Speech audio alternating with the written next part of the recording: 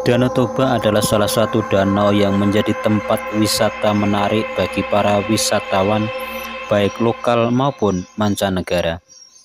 Banyak orang yang mengunjungi Danau Toba karena danau tersebut mempunyai keindahan yang mampu menenangkan hati dan menyegarkan pikiran.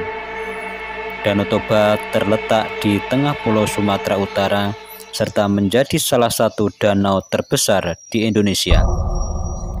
Selain menawarkan keindahan dari pemandangannya, Danau Toba juga terkenal akan legendanya, yakni cerita rakyat Danau Toba mengenai asal-usul munculnya Danau Toba. Dikisahkan pada zaman dahulu kala, terdapat seorang pemuda dengan nama Toba. Ia merupakan seorang yatim piatu. Untuk memenuhi kebutuhannya sehari-hari, Toba bekerja di ladang.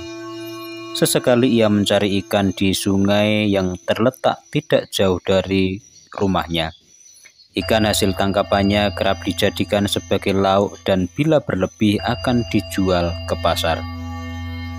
Pada suatu hari sepulang dari ladang, Toba memancing ikan di sungai tersebut.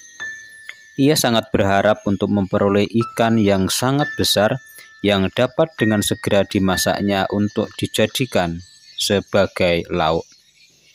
Terpenuhilah harapannya tersebut. Tidak berselang lama, ia melemparkan pancingnya ke sungai.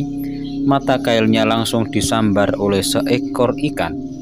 Betapa gembiranya Toba saat menarik tali pancingnya dan melihat seekor ikan dengan ukuran yang besar tersangkut di mata pancingnya.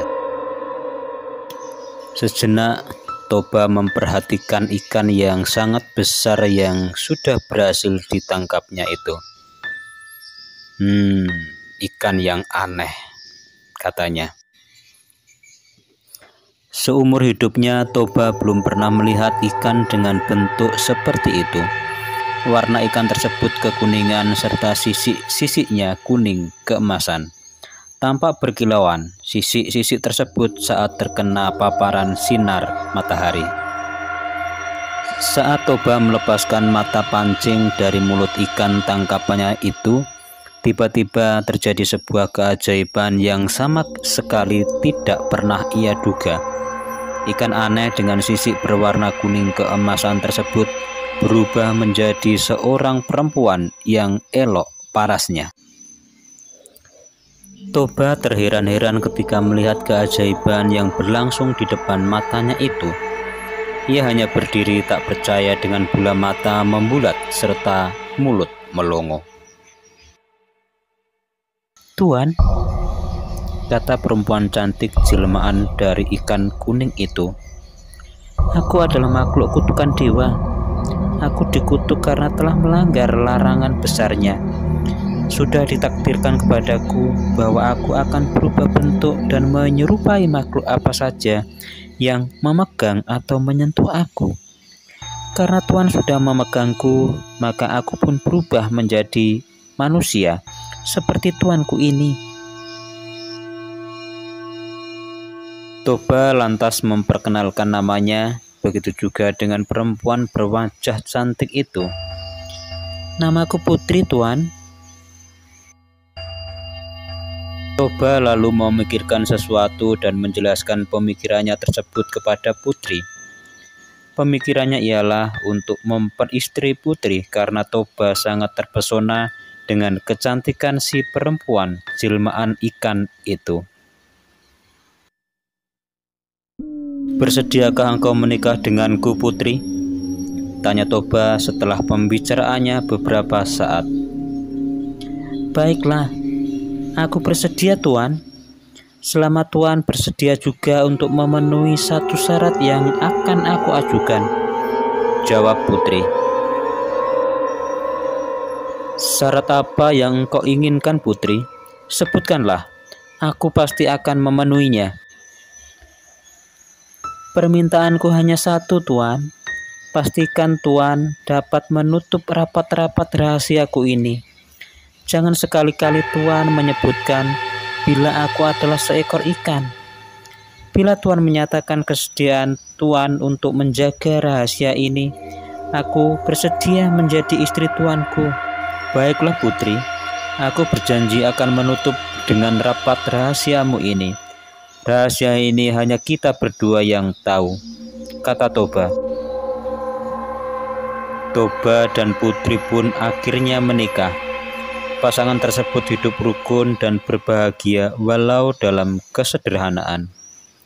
Kebahagiaan mereka serasa kian lengkap dengan kehadiran buah hati mereka, seorang anak laki-laki yang diberi nama Samosir. Samosir tumbuh menjadi anak yang sehat dan memiliki tubuh yang kuat. Sayangnya, Samosir memiliki sifat yang pemalas dan agak nakal. Kehidupan Samosir sehari-hari hanya tidur-tiduran saja. Ia seperti tak peduli dan tak ingin membantu sama sekali kerepotan ayahnya yang sibuk bekerja di ladang. Bahkan untuk sekedar mengantar makanan dan minuman untuk ayahnya pun, Samosir seringkali menolak bila diminta. Seandainya mau, Samosir akan melakukannya dengan malas-malasan dan wajah yang sangat bersungut-sungut. Kian hari, kian bertambah malas kelakuan Samosir. Hal tersebut dikarenakan ibunya terus memanjakannya. Apapun yang diminta oleh Samosir akan selalu diusahakan oleh ibunya untuk dipenuhi. Samosir memiliki nafsu makan yang sangat kuat. Jatah makanan sehari-hari untuk keluarga dapat dihabiskannya dalam waktu sekali makan. Toba merasa harus bekerja lebih keras lagi supaya bisa memenuhi keinginan makan anak semata wayangnya yang luar biasa itu.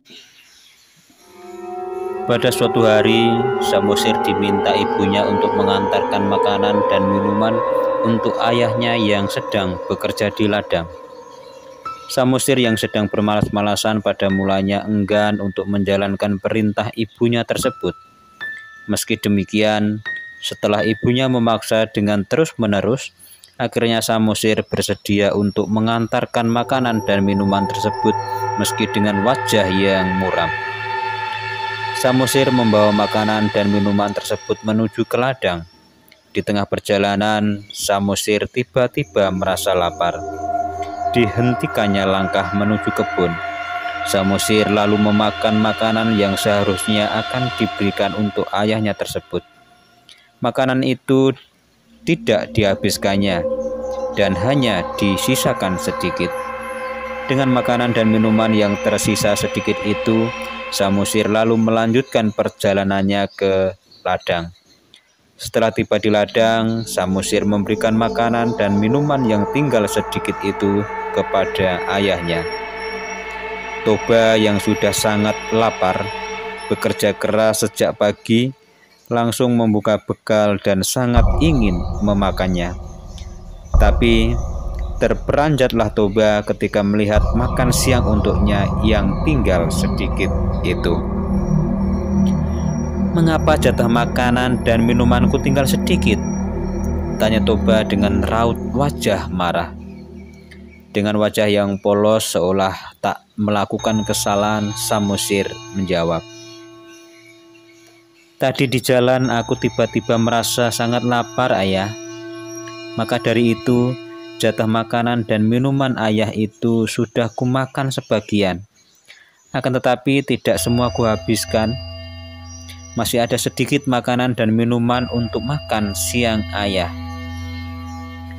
"Dasar anak yang tidak tahu diuntung," makian Toba kepada anaknya. Kemarahan Toba seketika kian meninggi. Serasa tak dapat lagi ia bersabar dan menahannya. Umpatan Toba pun seketika itu meluncur.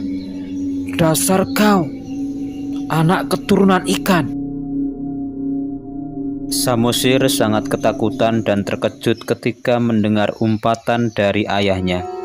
Ia dengan cepat langsung berlari ke rumah sembari menangis. Pada saat sudah sampai di rumah dan bertemu dengan ibunya, Samosir langsung menceritakan semua cacian dan makian dari ayahnya yang menyebutkan bahwa dirinya adalah keturunan dari seekor ikan. Mendengar pengaduan dari anaknya itu, Ibu Samosir menjadi sangat sedih. Tak disangka, bila suaminya yang sangat ia sayang telah melanggar sumpah untuk tidak menyebutkan bahwa putri adalah makhluk yang berasal dari ikan. Tak berserang lama, Samosir dan ibunya saling berpegangan tangan.